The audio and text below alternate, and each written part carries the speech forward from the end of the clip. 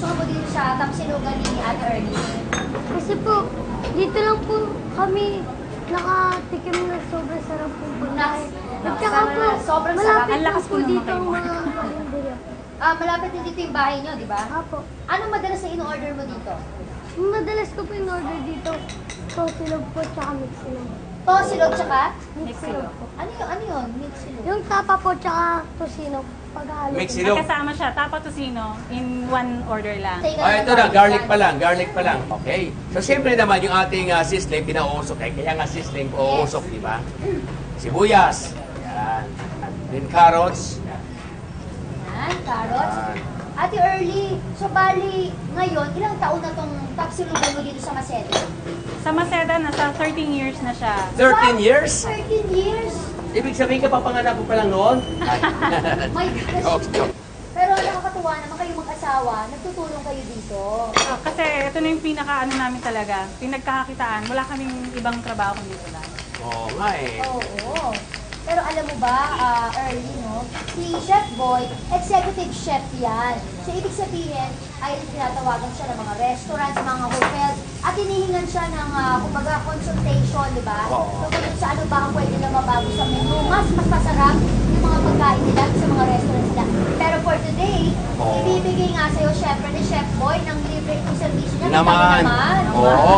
Eh, yung mga nanay natin, alam mo, nanonood ngayon, yung mga owner ng mga Tapsilugan dyan, dapat i-like nila ang Facebook ng aming show, ng Basta Really Happy. Malay natin. O, kaya, kayo naman yung mapiling pupuntahan ko ng libre, di ba? Libre.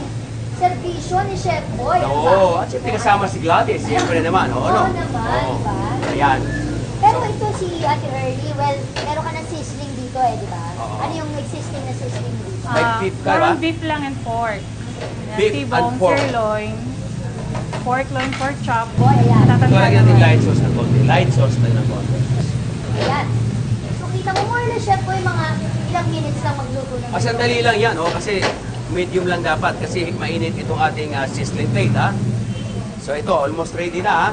Iusig ko lang dito, ha? Ako, Mark, excited ka na ba? Opo. Matikman So, Mark. ko ng bagong menu. Oo.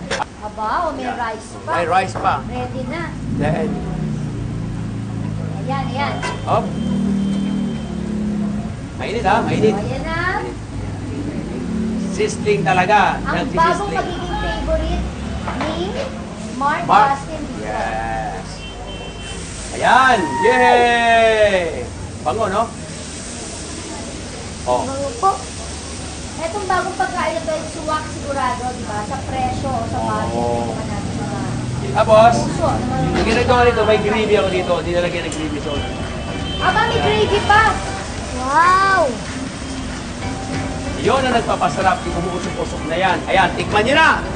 Sige na po, tikman nyo na! Tikman nyo na po. Sizzling chicken! O sige, Oh, tikman tikman na nyo na po. ni Mainit. Ate Early at ni Mark Justin, syempre. Tikman nyo po, tikman nyo na, tikman nyo na! Mark, mainit! Yan, dandan. Ano masasabi mo? Masarap siya. Mainit. Mainit na masarap. Ayan. Ano, Mark? So tingin niyo po ba, tamang-tama ito Sarap. at magugustuhan ng mga customers? Nagugustuhan to lalo ng bata kasi yung gravy niya, sakto dun sa tiyan. At saka, Mark. oo, Mark. Sarap po. Lulagyan mo na. Mainit-init pa. Sarap po na mainit. Masarap mainit.